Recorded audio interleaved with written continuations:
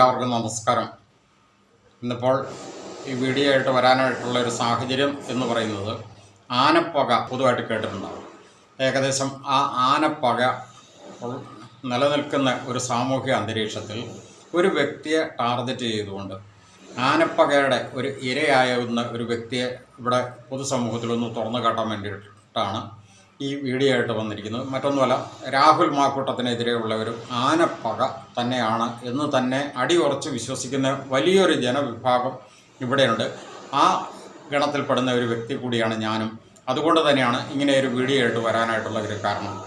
നമുക്കറിയാം, രാഹുൽ മാക്കൂട്ടം എന്നൊരു വ്യക്തി ഈ പൊതുസമൂഹത്തിലെ ഏറ്റവും ശക്തമായ രീതിയിൽ രാഷ്ട്രീയ പ്രവർത്തനം നടത്തുകയും പൊതുസമൂഹത്തിൻ്റെ പൊതുമണ്ഡലങ്ങളിൽ വളരെ ആത്മാർത്ഥമായിട്ട് ശക്തമായിട്ട് ഇടപെടുകയും ഈ സമൂഹത്തിൽ നിലനിൽക്കുന്ന പ്രത്യേകിച്ച് ഭരണകൂട ഭീകരതയ്ക്കെതിരെ അതിശക്തമായിട്ട് പ്രതികരിക്കുകയും ചെയ്യുന്ന എന്നാൽ ഒരു യുവ നേതാവാണ്, യുവ MLA ആയിരുന്നു.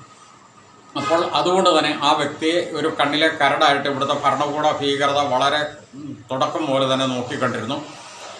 ഏത് വിധേനയും ആ വ്യക്തിയെ ഒതുക്കുക എന്നുള്ള ഒരു ഭരണകൂട വർഗത്തിൻ്റെ വളരെ നികൃഷ്ടമായ ഒരു ചിന്താഗതിക്ക് സപ്പോർട്ട് ചെയ്തുകൊണ്ട് ആ വ്യക്തി പ്രതിനിധാനം ചെയ്യുന്ന കോൺഗ്രസ് പ്രസ്ഥാനത്തിലെ തന്നെ ചില ഉന്നതരായിട്ടുള്ള നേതൃത്വം കൂടി ആ ഭരണകൂട ഭീകരതയോട് ഒത്തുചേരുകയും അതിൻ്റെ ഫലമായിട്ട് നമ്മൾ കഴിഞ്ഞ ദിവസം പറഞ്ഞിരുന്നതുപോലെ തന്നെ SSP എന്ന് പറയുന്ന ഒരു 3 അംഗ സംഘടന അല്ലെങ്കിൽ 3 അംഗ മുന്നണി എന്ന് തന്നെ പറയാവുന്ന രീതിക്ക്, അതായത് സതീശനിസ്റ്റുകളും സംഘിസ്റ്റുകളും പിണറായിസ്റ്റുകളും ഈ 3 വിഭാഗവും കൂടി ചേർന്നുകൊണ്ട് ആ ഒരു വ്യക്തിയെ ടാർഗറ്റ് ചെയ്തുകൊണ്ട് ഇല്ലായ്മ ചെയ്യാൻ, ഒതുക്കി വളരെ ഇല്ലായ്മ ചെയ്യാനായിട്ട് തന്നെ ശ്രമിച്ചിരുന്നു എന്നുള്ളതിൻ്റെ വ്യക്തമായൊരു തെളിവ് കൂടിയാണ് ഇപ്പോൾ ഏറ്റവും അടുത്തിടെ നടന്നുകൊണ്ടിരിക്കുന്ന സംഭവവികാസങ്ങൾ പോലും. നമുക്കറിയാം, ഈ ഒരു വ്യക്തിയെ ഉന്നം വെച്ചുകൊണ്ട് ആദ്യമായിട്ട് പൊതുമണ്ഡലത്തിൽ പൊതുസമൂഹത്തിൽ വലിയൊരു ആരോപണവുമായിട്ട് രംഗപ്രവേശം ചെയ്യുന്ന, അതുവരെയും ആരും അറിയാതെയും ശ്രദ്ധിക്കാതെയും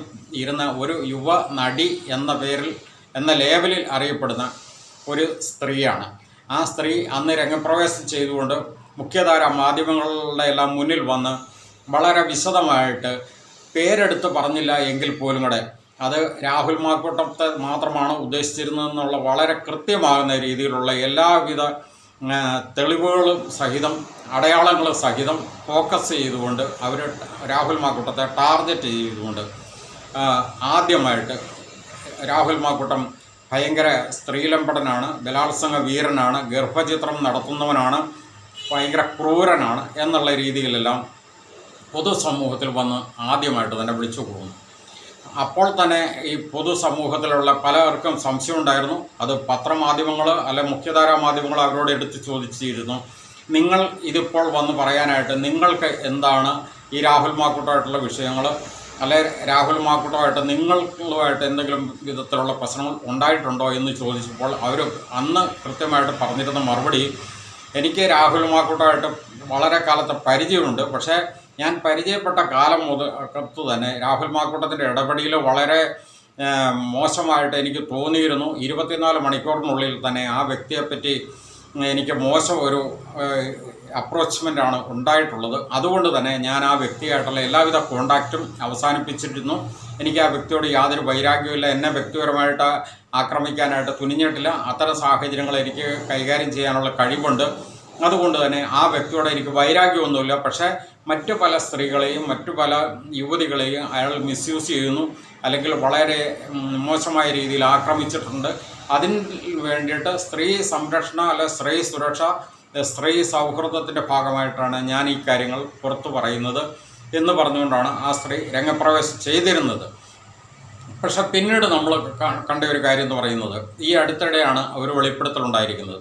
അതായത് ആ സ്ത്രീ അന്നങ്ങനെ പറഞ്ഞിരുന്നുവെങ്കിൽ പോലും കൂടെ അതിന് ശേഷം പോലും, അതായത് മാസങ്ങൾ കഴിഞ്ഞിട്ട് പോലും ഈ രാഹുൽ മാക്കൂട്ടത്തെ നിരന്തരം ബന്ധപ്പെടാൻ ഈ സ്ത്രീ ശ്രമിക്കുകയും പാതിരാത്രി സമയങ്ങളിൽ പോലും, അവിടെയാണ് നമ്മൾ ഏറ്റവും ശ്രദ്ധിക്കേണ്ട ഒരു കാര്യം, അവിവാഹിതയായ ഒരു യുവതിയാണ്, യുവ നടിയാണെന്നൊക്കെ അവർ സ്വയം പറഞ്ഞ് വിശേഷിപ്പിക്കുന്നുണ്ടെങ്കിൽ പോലും കൂടെ പാതിരാത്രി പോലും കൂടെ അവർ പറഞ്ഞുകൊണ്ടിരുന്നത് please come to Telegram secret chat എന്ന് പറഞ്ഞിട്ട് ഈ രാഹുൽ മാക്കൂട്ടത്തിന് അങ്ങോട്ട് മെസ്സേജ് അയക്കുകയും രാഹുൽ മാക്കൂട്ടമായിട്ട് നിരന്തരം ബന്ധപ്പെടാൻ അവർ ശ്രമിക്കുകയും ചെയ്തിരുന്നു. പക്ഷേ രാഹുൽ മാക്കൂട്ടം ഇവരുടെ കെണിയിൽ വീണില്ല എന്നാണ് നമ്മൾ ഇതിൽ നിന്നും മനസ്സിലാക്കുന്നത്. ഈ ഒരു വെളിപ്പെടുത്തൽ നടത്തിയിരിക്കുന്നത് കോൺഗ്രസിൻ്റെ തന്നെ ഉന്നതയായിട്ടുള്ള ഒരു വനിതാ നേതാവും നല്ല ഉത്തരവാദിത്തപ്പെട്ട നല്ല ക്വാളിറ്റിയുള്ള സാമൂഹ്യ രാഷ്ട്രീയ രംഗത്ത് ശക്തമായിട്ട് പ്രവർത്തിക്കുകയും ഒരു ജനപ്രതിനിധി കൂടിയാണ്. വേറെ ആരുമല്ല, പത്തനംതിട്ട ജില്ലാ പഞ്ചായത്ത് മെമ്പറും ആയ ശ്രീനാദേവി കുഞ്ഞമ്മ എന്ന നല്ല ക്വാളിറ്റിയുള്ള ഒരു വനിതാ നേതാവാണ് ഈ യുവനാടിയുടെ ഈ ഇടപെടലിനെ പറ്റി കൃത്യമായിട്ട് പൊതുസമൂഹത്തിലേക്ക് വെളിപ്പെടുത്തി തന്നിരിക്കുന്നത്. അത് ആ സന്ദർഭത്തിൽ അവർ അതിനുള്ള കൃത്യമായിട്ടുള്ള എവിഡൻസ് ഉണ്ട് എന്ന് സ്ഥാപിച്ചുകൊണ്ട് തന്നെയാണ് ആ വനിതാ നേതാവ് ഈ കാര്യങ്ങൾ വളരെ കൃത്യമായിട്ട് പൊതുസമൂഹത്തിലേക്ക് പറഞ്ഞിരിക്കുന്നത്. നമുക്കിവിടെ പറഞ്ഞു വെക്കാനുള്ളത്, ഈ രാഹുൽ മാക്കൂട്ടത്തിനെതിരെ അതിനുശേഷം കുറേ പീഡനങ്ങളുടെ കഥകൾ നമ്മൾ കേട്ടു. പിന്നെ പീഡന പരാതികളുടെ ഘോഷയാത്രയായി 1, 2, 3 പീഡന പരാതികൾ ഇപ്പോൾ ഓൾറെഡി നിലവിലുണ്ട്. അതിനിടയ്ക്ക് 1-ാം പീഡന പരാതിക്കാരിയുടെ ഭർത്താവ് മറ്റൊരു പരാതിയും കൊണ്ട് വന്നതായിട്ട് നമ്മൾ കേട്ടു. പക്ഷേ നമുക്കിവിടെ പറയാനുള്ളത്, ഈ പീഡന പരാതികളൊന്നും നിലനിൽക്കില്ല എന്ന് സുപ്രീം കോടതിയുടെ നിർദ്ദേശവും സുപ്രീം കോടതിയുടെ വിധിയും അതുപോലെ ഉന്നത നീതിപീഠങ്ങളൊക്കെ വളരെ കൃത്യമായിട്ട് പറഞ്ഞിട്ടുള്ള കാര്യങ്ങൾ തന്നെയാണ്. അതിൻ്റെ അടിസ്ഥാനത്തിൽ രാഹുൽ മാക്കൂട്ടത്തിന് 1-ാം പീഡന പരാതിയും 2-ാം പീഡന പരാതികൾക്കും ജാമ്യവും അതുപോലെ നോട്ട് അറസ്റ്റും കോടതികൾ നൽകിയിട്ടുള്ളതാണ്. പക്ഷേ 3-ാം പീഡന പരാതി അതിനേക്കാളും ദുർബലമായ ഒരു പീഡന പരാതിയുടെ പേരിൽ ആ വ്യക്തിയെ അതിഭീകരമായ രീതിയിൽ എന്തോ ഒരു കൊടും ഭീകരനായ ക്രിമിനലിനെ അറസ്റ്റ് ചെയ്യുന്ന രീതിയിൽ പാതിരാത്രിയിൽ താമസ സ്ഥലത്ത് തന്നെ പോയി അറസ്റ്റ് ചെയ്യുകയും അതുപോലെ തന്നെ അതിൻ്റെ നടപടിക്രമങ്ങൾ നമുക്കറിയാവുന്ന ഒരു കാര്യമാണ്. അതായത് മുഖ്യമന്ത്രിക്ക് ഒരു മെയിൽ പരാതി കിട്ടുന്നു, മെയിലിലാണ് പരാതി കിട്ടുന്നത്. അതിനുശേഷം ഒരു ഓഡിയോ സന്ദേശവും കൂടെ മുഖ്യമന്ത്രിക്ക് കൊടുത്തു എന്നാണ് പറയപ്പെടുന്നത്. അതിൻ്റെ പേരിൽ മുഖ്യമന്ത്രി ഇമ്മീഡിയറ്റ് ആയിട്ട് പരാതിയിൽ പറയുന്ന പ്രതി എന്ന് ആയ ഈ രാഹുൽ മാക്കൂട്ടത്തെ അറസ്റ്റ് ചെയ്യാനായിട്ട് ഉത്തരവ് കൊടുക്കുകയും നമുക്കറിയാം SIT സംഘം IG-യുടെ നേതൃത്വത്തിൽ തന്നെ ആ പാതിരാത്രി സമയത്ത് പോയി അദ്ദേഹം താമസിക്കുന്ന വീട് വളഞ്ഞ് അല്ലെങ്കിൽ താമസിക്കുന്ന സ്ഥലം വളഞ്ഞ് ആ പ്രതിയെ അറസ്റ്റ് ചെയ്ത് കോടതിയിൽ ഹാജരാക്കി റിമാൻഡ് ചെയ്ത് ഇപ്പോഴും റിമാൻഡിൽ തുടരുകയും ചെയ്തുകൊണ്ടിരിക്കുന്ന ഒരു കാര്യം. നമ്മൾക്ക് ഇവിടെ എടുത്ത് കാണേണ്ട ഒരു കാര്യം, ആ അറസ്റ്റ് നടപടിക്ക് ആ പരാതിക്ക് ഇട്ടിരിക്കുന്ന FIR പോലും ശരിക്കും പറഞ്ഞാൽ ഇൻവാലിഡാണ്. അതുപോലെ തന്നെ ആ അറസ്റ്റ് ഇല്ലീഗലാണ്. അതുപോലെ തന്നെ അതിൻ്റെ നടപടിക്രമങ്ങൾ 1 by 1 ആയിട്ട് ഓരോ ഭാഗങ്ങളിലും നിയമവിരുദ്ധമായ കാര്യങ്ങളാണെന്നുള്ളത് ഉന്നത നിയമവിദഗ്ധർ തന്നെ പല ആവർത്തിച്ച് ചൂണ്ടിക്കാണിച്ചിട്ടുണ്ട്. നമുക്കറിയാം, അത്തരം ഒരു മെയിൽ പരാതി വന്നു കഴിഞ്ഞ് കഴിഞ്ഞാൽ ആ പരാതി മെയിൽ കൊടുത്തിരിക്കുന്ന പരാതിക്കാരി ആര് തന്നെയാണെങ്കിലും ശരി, അവർ 3 ദിവസത്തിനുള്ളിൽ ഇവിടെ വന്ന് സ്റ്റേഷൻ ഹൗസ് ഓഫീസറുടെ മുൻപാകെ വന്ന് ആ പരാതി അവർ സൈൻ ചെയ്ത് കൊടുക്കേണ്ടതുണ്ട്. കാരണം മെയിലിൽ കൊടുത്തിരിക്കുന്ന പരാതി ജെനുവലാണ്, അത് അവർ തന്നെ മെയിൽ ചെയ്തതാണ്, അവർ തന്നെയാണ് ആ പരാതി എന്ന് നിയമ സംവിധാനത്തിന് മുമ്പിൽ ബോധ്യപ്പെടുത്താൻ വേണ്ടിയിട്ട് അവരത് സൈൻ ചെയ്ത് കൊടുക്കേണ്ടതുണ്ട്. മറ്റൊരു കാര്യം എന്ന് പറയുന്നത്, അവർ ഓൾറെഡി അവരുടെ ആ പരാതിയിൽ പറഞ്ഞിരിക്കുന്ന കാര്യങ്ങളെ വിശദീകരിച്ചുകൊണ്ട് ഒരു മൊഴി കൊടുക്കേണ്ടതുണ്ട്. ആ മൊഴി എടുക്കുന്നത് ഒരു വനിതാ പോലീസ് ഓഫീസറുടെ സാന്നിധ്യത്തിലായിരിക്കണം മൊഴി എടുക്കുന്നത്. അതുപോലെ ആ മൊഴി കൃത്യമായിട്ടും വീഡിയോയിൽ പകർത്തേണ്ടതുണ്ട്. മറ്റൊരു കാര്യം എന്ന് പറയുന്നത്, ഈ പരാതിക്കാരിനെ മെഡിക്കൽ ചെക്കപ്പിന് വിധേയമാക്കേണ്ടതുണ്ട്. കാരണം അവർ പീഡനം ഏറ്റുവാങ്ങി അല്ലെങ്കിൽ അവർ പീഡിപ്പിക്കപ്പെട്ടു എന്നാണുള്ള പരാതി. അപ്പോൾ സ്വാഭാവികമായിട്ട് അവിടെ മെഡിക്കൽ ചെക്കപ്പ് നടത്തി ആ മെഡിക്കൽ സർട്ടിഫിക്കറ്റ് കോടതിയിൽ ഹാജരാക്കേണ്ടതുണ്ട്. ഇത്തരം കുറേ കാര്യങ്ങൾ അതിനുശേഷം നടക്കേണ്ടതുണ്ട്. പക്ഷെ നമ്മളിവിടെ ഈ കാണേണ്ടത്, ഈ ഒരു മേൽപ്പരാതി വന്ന് ഈ പ്രതി എന്ന് പറയുന്ന രാഹുൽ മാക്കൂട്ടത്തെ അറസ്റ്റ് ചെയ്തു, ഇത്രയും സംഭവവികാസങ്ങളിലേക്കൂടെയൊക്കെ കടന്നു പോയിട്ടുണ്ടെങ്കിൽ പോലും ഈ നിമിഷം വരെയും ആ പരാതിക്കാരി ഇവിടെ വന്നിട്ടില്ല, പരാതിയെ സൈൻ ചെയ്ത് കൊടുത്തിട്ടില്ല, അതുപോലെ തന്നെ മൊഴി കൊടുത്തിട്ടില്ല, മെഡിക്കൽ ചെക്കപ്പ് നടത്തിയിട്ടില്ല. അങ്ങനെ കുറേ കാര്യങ്ങൾ ശരിക്കും പറഞ്ഞാൽ ഇല്ലീഗലായിട്ടുള്ള കാര്യങ്ങൾ ഇപ്പം നടന്നു ഇരിക്കുന്ന സാഹചര്യത്തിൽ പോലും കൂടെ ഈ പ്രതിയായ, അതായത് നമ്മൾ ഓർക്കണം, ഒരു പൊതുപ്രവർത്തകനാണ്, രാഷ്ട്രീയത്തിൽ നിറഞ്ഞു നിൽക്കുന്ന ഒരു വ്യക്തിയാണ്, ഒരു യുവ നേതാവാണ്, അതിനേക്കാളെല്ലാം ഉപരി ഒരു MLA കൂടിയാണ്. ആ വ്യക്തിയെ അറസ്റ്റ് ചെയ്ത് ഇപ്പോൾ 2 ആഴ്ചക്കാലമായി റിമാൻഡിൽ ഇട്ടേക്കുന്നു. സ്വാഭാവികമായിട്ടും ആ നടപടിക്രമങ്ങളുടെ ഭാഗമായിട്ട് വരുമ്പോൾ നമ്മളിവിടെ എടുത്ത് കാണേണ്ട ഒരു കാര്യം എന്ന് പറയുന്നത്, ഈ വ്യക്തിക്ക് ഈ നിമിഷം വരെയും ജാമ്യം കിട്ടിയിട്ടില്ല. സത്യം പറഞ്ഞു കഴിഞ്ഞാൽ ഇത് ശരിക്കും ഇവിടുത്തെ നീതിന്യായ വ്യവസ്ഥയുടെ, സുപ്രീം കോടതി മാർഗനിർദ്ദേശങ്ങളുടെ, സുപ്രീം കോടതി വിധികളുടെ എല്ലാം അതിവിദഗ്ധമായ ഒരു ലംഘനമായിട്ടാണ് ഇത് പൊതുസമൂഹം ഇപ്പോൾ നോക്കിക്കാണുന്നത്. കാരണം സ്വാഭാവികമായിട്ടും ഇങ്ങനെ ഒരു സംഭവം ഉണ്ടാകുമ്പോൾ അപ്പോൾ തന്നെ അത് കോടതി നടപടി ജാമ്യം അനുവദിച്ചു കൊടുക്കുകയോ അതല്ലെങ്കിൽ ആ കേസ് തന്നെ ശരിക്കും പറഞ്ഞു കഴിഞ്ഞാൽ നിലനിൽക്കുന്നില്ല എന്നുള്ളതാണ് വിദഗ്ധർ പറയുന്നത്. നമുക്കറിയാം ഈ കഴിഞ്ഞ ദിവസം പോലും കൂടെ ദില്ലി ഹൈക്കോടതിയിൽ ഇതിന് സമാനമായൊരു കേസ്, അതായത് 8/1/2026 ഇതുപോലുള്ളൊരു കേസിൻ്റെ FIR പോലും കൂടെ ക്യാൻസൽ ചെയ്ത് കളഞ്ഞു.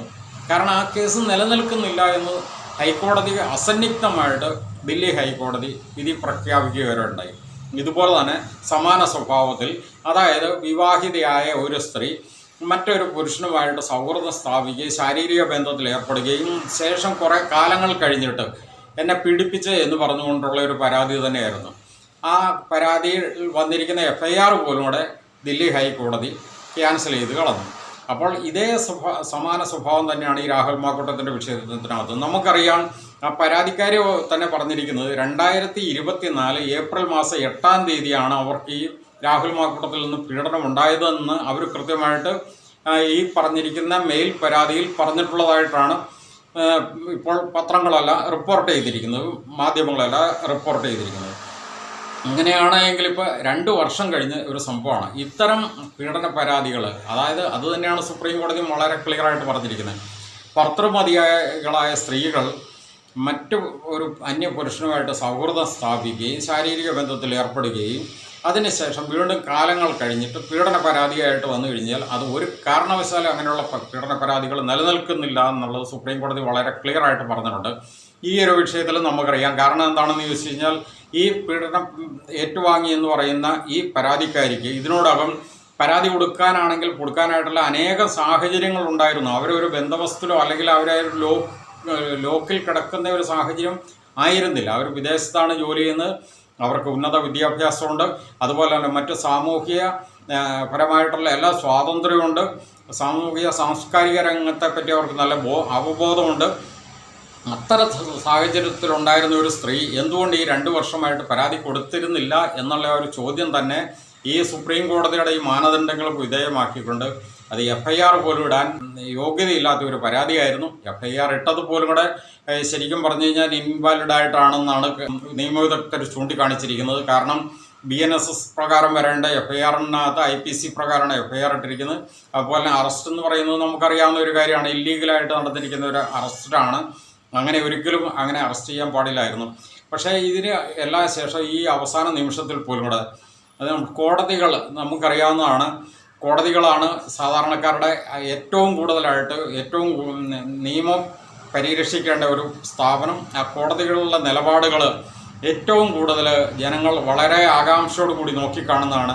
പക്ഷേ 2 കോടതികളും ഇതുവരെ ജാമ്യം കൊടുക്കാതെ ഇങ്ങനെ വലിച്ചു നീട്ടിക്കൊണ്ട് പോയതിനകത്ത് പൊതുസമൂഹം ഇപ്പോൾ ഈ ആനപ്പകയായിട്ടുള്ള, അതായത് SSPക്കാരുടെ സതീശനിസ്റ്റുകളിലെയും സംഘിസ്റ്റുകളിലെയും പിണറായിസ്റ്റുകളിലെയും അവർ സർവ്വസന്നാഹത്തോടും കൂടി ഈ ഒരു യുവ നേതാവിനെ ഒതുക്കാനും ഇല്ലായ്മ ചെയ്യാനുമായിട്ട് ശ്രമിച്ചുകൊണ്ടിരിക്കുന്ന ആ ഒരു പ്രവർത്തനത്തിൻ്റെ ആ ഒരു പദ്ധതിയുടെ ഭാഗമായിട്ട്, ഈ ഭരണകൂട ഭീകരതയുടെ ഒരു ഭാഗമായിട്ട് വളരെ അപൂർവമായിട്ടുള്ള ചില കോടതി നടപടികൾ പോലും അതിൻ്റെ ഭാഗമാകുന്നുണ്ടോ എന്ന് പൊതുസമൂഹം ഇപ്പോൾ ചിന്തിച്ചു തുടങ്ങിയിരിക്കുന്നു.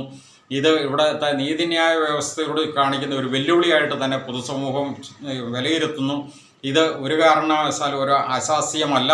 കാരണം ഈ രീതിയിൽ മുന്നോട്ട് പോകരുത്. കാരണം ഇവിടുത്തെ നിയമ സംവിധാനം വളരെ ശക്തമായിട്ട് നിലനിൽക്കേണ്ടതുണ്ട്. പ്രത്യേകിച്ച് ഉന്നത നീതിപീഠങ്ങൾ ഉയർത്തിപ്പിടിക്കുന്ന ആ മൂല്യങ്ങൾ ഇവിടെ പൊതുസമൂഹം വളരെ ആകാംക്ഷയോടും വളരെ കാര്യപ്രാപ്തിയോടും കൂടി കാണുന്ന ഒരു കാര്യമാണ്. അതിനു വേണ്ടിയിട്ട് ഇവിടുത്തെ നീതിപീഠങ്ങൾ ശക്തമായി ഈ കാര്യത്തിനകത്ത് ഇടപെട്ട് പ്രവർത്തിക്കേണ്ടതുണ്ട്. ഇവിടെ നീതി നടപ്പാക്കണം. ഒരു പൗരൻ എന്നുള്ള ഒരു അവകാശം എല്ലാവർക്കും ഉള്ളതാണ്. ആനപ്പക എന്ന് പറയുന്നത് ഏതെങ്കിലും ഒരു കോക്കസ് മാത്രം അവർ മനസ്സിൽ വെച്ചുകൊണ്ട് നടന്നു കഴിഞ്ഞാൽ അതിന് വഴിപ്പെടേണ്ടതല്ല ഉന്നത നീതിപീഠങ്ങൾ എന്നുള്ള ഒരു മാർഗനിർദ്ദേശത്തിൻ്റെ അടിസ്ഥാനത്തിൽ സാധാരണ കോടതികളാണെങ്കിൽ പോലും ഇടപെട്ട് അതിനകത്ത് നീതി നടപ്പാക്കി മുന്നോട്ട് വരേണ്ടതുണ്ട്. കാരണം ഇതിൻ്റെയൊക്കെ പിന്നിൽ പ്രവർത്തിക്കുന്ന ഓരോ ഘടകങ്ങളും കുറേയധികം വിശദീകരിച്ചു പോകാനാണെങ്കിൽ കുറേയധികം കാര്യങ്ങളിൽ ഇവരെല്ലാവരുടെയും പ്രവർത്തനങ്ങൾ, പ്രത്യേകിച്ച് ആ തുടക്കം മുതൽ ഇതിനു വേണ്ടിയിട്ട് ഇറങ്ങിത്തിരിച്ചിരിക്കുന്ന ഇവിടുത്തെ പ്രതിപക്ഷ നേതാവിൻ്റെ മാനസപുത്രി എന്ന ലേബലിൽ അറിയപ്പെടുന്ന ആ ഒരു യുവനടിയും അതുപോലെ തന്നെ ആ യുവനടി തൻ്റെ മാനസപുത്രിയാണ് എന്ന് അക്സെപ്റ്റ് ചെയ്തുകൊണ്ടുള്ള പ്രതിപക്ഷ നേതാവിൻ്റെ സ്റ്റേറ്റ്മെൻറ്റ് ഇവിടെ പൊതുസമൂഹത്തിൽ നിറഞ്ഞു നിൽക്കുന്നു. പരസ്പരം കേക്ക് കൈവച്ച് കൊടുക്കലും കേക്ക് വായി വെച്ച് കൊടുക്കലും അത്തരം കാര്യങ്ങളെല്ലാം ഇവിടെ ഒത്തിരി വീഡിയോസും വന്നിട്ടുണ്ട്. ഇതൊക്കെ പൊതുസമൂഹം ചർച്ച ചെയ്തിട്ടുള്ള ഒരു കാര്യമാണ്. അപ്പോൾ നിങ്ങൾക്ക് വ്യക്തിപരമായിട്ട് ആരോടെങ്കിലും എന്തെങ്കിലും ആശയപരമായി തോൽപ്പിക്കാൻ താല്പര്യം ഉണ്ടെങ്കിൽ നിങ്ങളത് ചെയ്യുക. അതാണ് മാന്യത എന്ന് പറയുന്നത്. അതല്ലാതെ കുറേ സ്ത്രീകളെ മുന്നിൽ ഇറക്കിക്കൊണ്ട് ഈ രീതിയിൽ നടത്തുന്ന മ്ലേച്ഛമായ ആക്രമണം അപഹാസ്യമാണ്, അശ്ലീലമാണ്. അത് ഒരിക്കലും ആരോഗ്യപരമായിട്ടുള്ള ഒരു പ്രവർത്തന രീതിയല്ല. ഈ കാര്യത്തിനകത്ത് പൊതുസമൂഹത്തിൻ്റെ വികാരം വളരെ അതിശക്തമാണ്. അതുകൊണ്ട് തന്നെയാണ് രാഹുൽ മാക്കൂട്ടം ഇപ്പം ഇത്രയും പീഡന പരാതികൾ, ഇനിയും ഇതേ രീതിയിൽ എത്ര പീഡന പരാതികൾ ഉണ്ടെങ്കിൽ പോലും കൂടെ പൊതുസമൂഹത്തിൻ്റെ ജനപിന്തുണ ആ ഒരു വ്യക്തിയോടൊപ്പം നിലനിൽക്കുന്നതിൻ്റെ കാരണം ഇതാണ്.